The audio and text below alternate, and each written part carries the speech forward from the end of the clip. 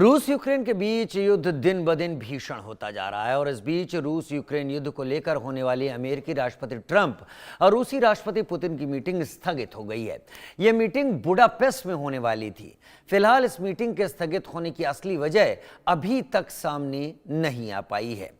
Putin और Trump के बीच होने वाली इस मीटिंग की घोषणा पिछले हफ्ते ही हुई थी। यह फैसला अमेरिकी विदेश मंत्री मार्को रूबियो और रूसी विदेश मंत्री सरगेई लावरोव के बीच हुई बातचीत के बाद लिया गया। वैसे इस बीच रूस ने यूक्रेन में युद्ध विराम की मांग को मानने से साफ इनकार कर दिया है। ऐसे में फिलहाल इस युद्ध को रोकने के प्रयास ठंडे बस्ते में जाते हुए दिख रहे हैं।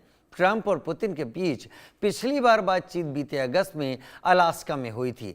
इसके बाद लग रहा था कि ये दोनों नेता मिलकर यूक्रेन और रूस युद्ध को लेकर कुछ सहमति बना लेंगे और शांति कायम कर लेंगे, लेकिन इस बार की मीटिंग स्थगित होने से ये मामला फिलहाल लंबा खिंच सकता है।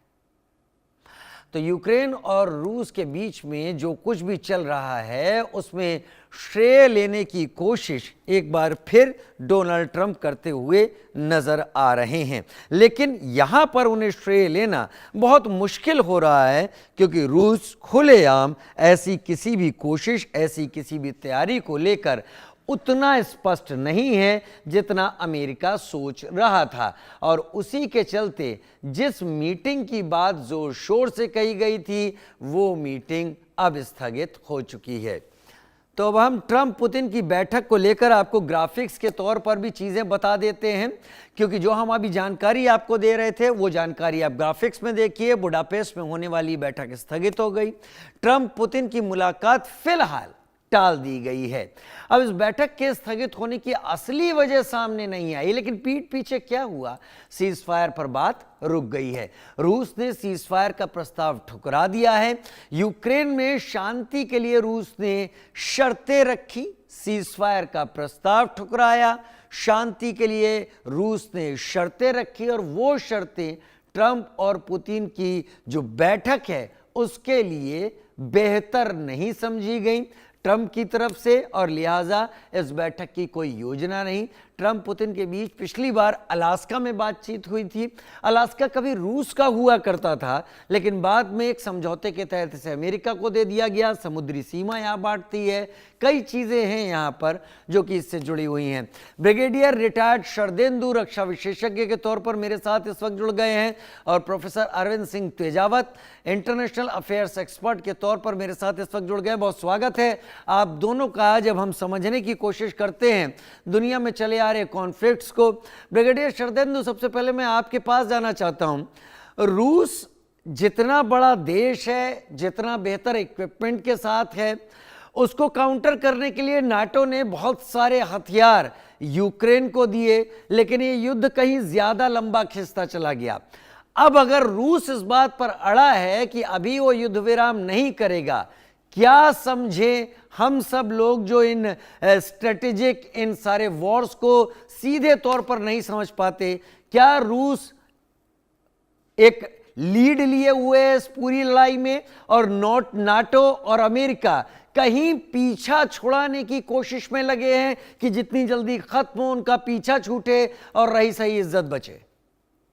राजीव जी, जिस दिन से ये तो चला हुआ है, सारे लोग की जो एक्सपेक्टेशन है कि रशिया देखिए 2 हफ्ते में युद्ध खत्म कर देगा, 1 महीने में युद्ध खत्म कर देगा। अब देखिए धीरे धीरे ये चौथा साल होने शुरू होने जा रहा है और ये विंटर के पहले की ये एंग्जाइटी है, तमाम तरीके की कोशिश है। अलास्का में एक भूमि जरूर बनी थी, शायद कुछ एमिकेबल सोल्यूशन निकले या समथिंग सीज फायर पे बात हो, लेकिन कहीं ना कहीं वहां पे यूक्रेन नहीं अड़ गया। यूक्रेन के जो जेलेंस्की है वो अपनी एक एक इंच जमीन चाहते हैं और साथ में जो ईस्टर्न यूरोप के नेशन है, यूरोप के जो कंट्री हैं जो इसको पूरी तरीके से बैक कर रहे हैं, वो भी इससे एग्री नहीं किया। और उसके बाद देखिए फिर से एक बड़ा high level delegation white house गया था जिसमें तमाम यूरोपियन यूनियन के लीडर्स थे और जेलेंस्की भी थे। कहीं ना कहीं एक सहमति नहीं बन पा रही क्योंकि जो जेलेंस्की है वो चाहते हैं सीज फायर हो तब जब उनको एक एक इंच जमीन वापस मिल जाए, लेकिन आज की स्थिति कुछ अलग से है। देखिए 4 स्टेट जेलेंस्की हार चुके हैं, आक्रमण दिन प्रतिदिन तेज होते चले जा रहे हैं और जब भी यूक्रेन को कोई नया हथियार मिलता है वो इसका इस्तेमाल रशिया के लिए करता है।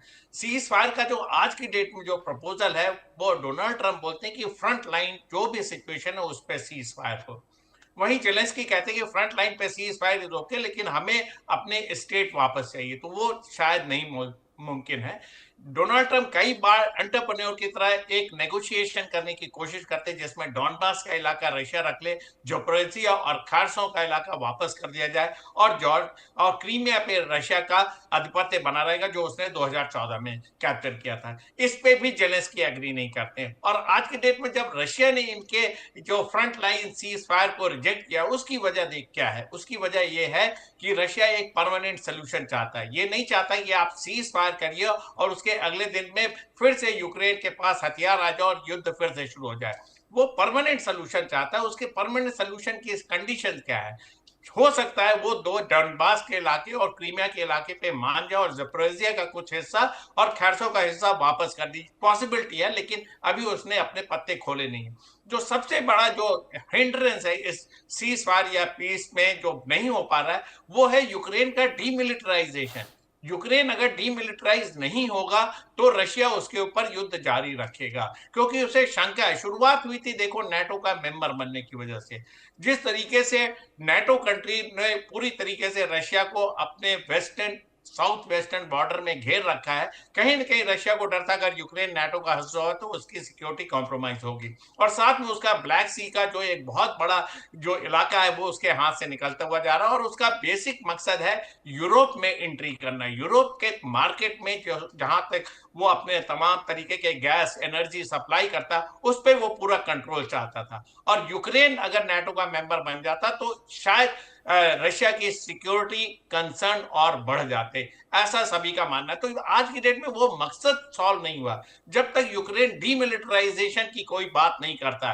जब हम्म। तक नाटो ये परमानेंटली बोल नहीं देते कि यूक्रेन नाटो का हिस्सा नहीं हम्म। बनेगा। हम्म। यूक्रेन की आगे की सिक्योरिटी का क्या बंदोबस्त होगा, उसको अपनी ज्योग्राफी भी समझना पड़ेगा। नाटो अगर उसकी सिक्योरिटी का जिम्मा लेता है अंडर क्लॉज 5, तो वो भी एक तरीके का एक सोल्यूशन निकल सकता है जिसको रशिया नहीं मान रहा है। रशिया चाहते हैं कि यूक्रेन पूरी तरीके से उसके फोल्ड में बना रहे, उसकी सिक्योरिटी का कंसर्न रशिया खुद जिम्मेदारी उठाए, और यूक्रेन में एक पपेट गवर्नमेंट जो अब तक जेलेंस्की के पहले जैसी सरकार थी वैसी सरकार बनी जो रशिया के हितों की बात कर सके। तो यहाँ पे तमाम तरीके का पेच चीजें फंसा अटक हुआ है। गई हैं, चीजें यहाँ अटक गई हैं। लेकिन प्रोफेसर अरविंद सिंह तेजावत, जब नाटो फॉर्म हुआ था तब उसके बाद काफ़ी नाटो को एक्सपेंड करने की कोशिशें हुई। मैं इन शॉर्ट ही आपसे बात करूंगा क्योंकि बहुत ज़्यादा डिटेलिंग में जाएंगे तो चीज़ें फैलती जाएंगी। लेकिन नाटो कई बात इस बात के लिए तैयार था कि वो एक एंडलेस एक्सपेंड खुद को नहीं करेगा। ये सारी लड़ाई जो यहाँ एक्सपेंड करने की है, यूक्रेन और रूस के बॉर्डर पर आकर बैठने की है। रूस का एतराज़ इसी से शुरू हुआ था, उसके बाद ये लड़ाई शुरू हुई। क्या इसके ख़त्म होने का कोई चांस अब आप देखते हैं? लेकिन सरगेई लावरोव और मार्को रूबियो के बीच हुई बातचीत का आउटकम ये निकलना कि ये बैठक नहीं होगी, इसका मतलब कोई भी टस से मस होने को तैयार नहीं है। प्रोफेसर तेजावत। राजीव साहब, तीन अलग अलग सवाल खड़े हुए हैं आपके प्रश्नों से। पहला तो जो तत्कालिक है, तत्कालिक वो ये है कि यह मीटिंग निरस्त क्यों की गई। तो इसकी साफ सी वजह है। थोड़े दिन पहले ही ट्रम्प साहब ने बोला था कि वो पुतिन साहब के साथ मीटिंग करेंगे, और एक सप्ताह भर बाद ही उन्होंने अपना बयान बदल दिया और कह दिया कि क्योंकि मकसद पूरे नहीं हो रहे हैं इसलिए मिलने का कोई मतलब नहीं है। क्योंकि पिछली मीटिंग में पुतिन साहब भावी रहे थे और उन्होंने एक तरीके से अपनी अंतर्राष्ट्रीय स्वीकार्यता बढ़ा दी थी, जिससे यूक्रेन और अमेरिकन जो नीतियां हैं उनको थोड़ा बहुत नुकसान हुआ था।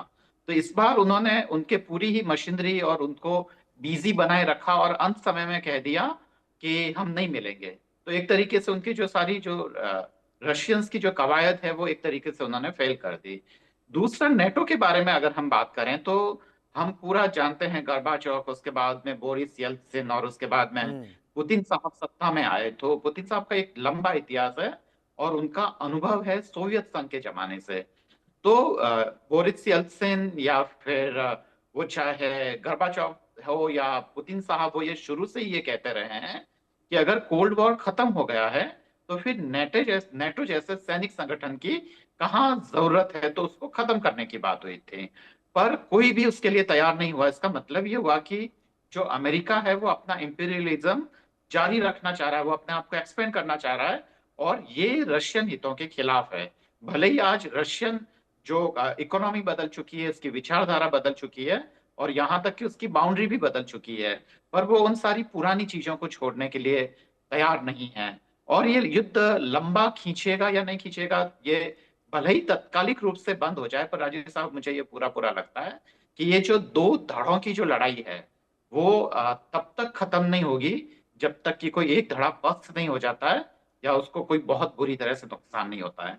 तो मैं इस चीजों को जिस तरीके से समझता हूं, मैं इसी रूप में देखता हूं राजीव साहब। वाकई वाकई आपने ये बात यहाँ पर बड़ा स्पष्टता के साथ रखी, और ये मेरे लिए भी एक बहुत अच्छी चीज़ जानने की हुई कि पिछली मीटिंग में जो उसका इम्पैक्ट इंटरनेशनली गया था, वहाँ पर कहीं बहुत एज को ले गए थे व्लादिमीर पुतिन, और ये शायद अमेरिका या ट्रंप या नाटो के लिए ठीक नहीं रहा। लेकिन ये मीटिंग रुकने के बाद हालात क्या होंगे? मैं एक बड़ी खबर ले लूँ, फिर उसके बाद लौट कर ब्रिगेडियर शरदेंदु आपका रुख करता हूँ। रूस यूक्रेन युद्ध से जुड़ी हुई बड़ी खबर ये कि यूक्रेन युद्ध में हिटलर की एंट्री हुई है। सर्गेई लावरोव ने जेलेंस्की को हिटलर कहा है। सीजफायर से यूक्रेन पर हिटलर का कंट्रोल, यूक्रेन और अमेरिका को लेकर लावरोव ने सख्त रुख अपनाया है, तुलना हिटलर की तरह की है। लेकिन ये सब शाब्दिक रूप से कहना न कहना अलग है।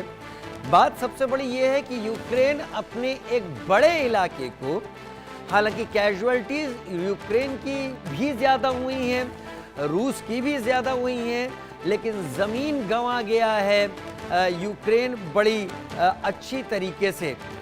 मेरे पास ब्रिगेडियर शरदेंदु इस वक्त जुड़े हुए हैं। ब्रिगेडियर शरदेंदु, अमेरिका बहुत चालाकी के साथ अपनी बातों को सामने रखने की कोशिश करता है। वो टर्म्स डिक्टेट करता है, टर्म्स को डिस्कस नहीं करता। उसने नाटो की तरफ से दिए जा रहे, अपनी तरफ से दिए जा रहे हथियार या जो कुछ वो बाकी चीज़ें ट्रेड करता है, वो तो कहीं काउंट नहीं करता, लेकिन वो हर बात पर भारत को बीच में लाकर या चीन को बीच में लाकर या बाकी कंट्रीज को बीच में लाकर सैंक्शन की बात ज़रूर करता है। क्या रूस के साथ इस बातचीत के ना हो पाने के बाद आप एक और बड़ी मदद मिलिटरली देखते हैं यूक्रेन को नाटो की तरफ से या अमेरिका की तरफ से? देखिए, अमेरिका का जो स्टैंड रहा है पूरे यूक्रेन युद्ध में, देखिए पहले उसने अपने खूब सारे हथियार बेचे। जब से ट्रंप आए हैं, अब वो जो नाटो को भी, जो नाटो मेंबर्स को भी जो हथियार देते हैं, उस पर भी 10% का टैरिफ लगाने की उन्होंने बात की। अपना हथियार का सेल जारी रखेंगे और साथ में उसमें टैरिफ से जो रेवेन्यू वो जनरेट कर ले उसकी वो बात करते हैं। इसीलिए आज की डेट में उन्होंने यूरोपियन नेशन के तमाम नाटो मेंबर को कहा है कि आप अपना स्पेंडिंग डिफेंस पे बढ़ाइए, अपने डिफेंस नीड को आप खुद हैंडल करिए। अब अमेरिका आपकी मदद के लिए नहीं आएगा, लिहाजा हर एक देश ने, ज्यादातर देशों ने अपने जो डिफेंस के एक्सपेंडिचर है उसको बढ़ाना शुरू कर दिया है। देखिए, जब डोनाल्ड ट्रंप पीस की बात करते हैं यहाँ पे या किसी एग्रीमेंट या कोई प्रपोजल लाते हैं, तो नाटो के यूरोपियन नेशन जो है वो नहीं उसको एग्री करते हैं। वो युद्ध में बने रहना चाहते हैं क्योंकि उनके दिमाग में कहीं ना कहीं रशिया अग्रेसर है और रशिया को वो सबक सिखाना चाहते हैं या हराना चाहते हैं थ्रू यूक्रेन। वो यूक्रेन के युद्ध में डायरेक्टली ना कूद के उन्होंने एक उनको मोहरा मिला हुआ यूक्रेन, उसके तरह तमाम नाटो कंट्री जो यूरोप के, ईस्टर्न यूरोप स्पेशली, और जिसमें यूके, फ्रांस, जर्मनी शामिल है, वो अपना मकसद हासिल करना चाहते हैं। इसी वजह से युद्ध बना हुआ। मुझे लग रहा है सर मेरे पास थोड़ी सी समय की कमी है। विद रेस्पेक्ट आप दोनों से मैं विदा चाहूंगा, शुक्रिया कहूंगा, क्योंकि कई और मुद्दों पर आगे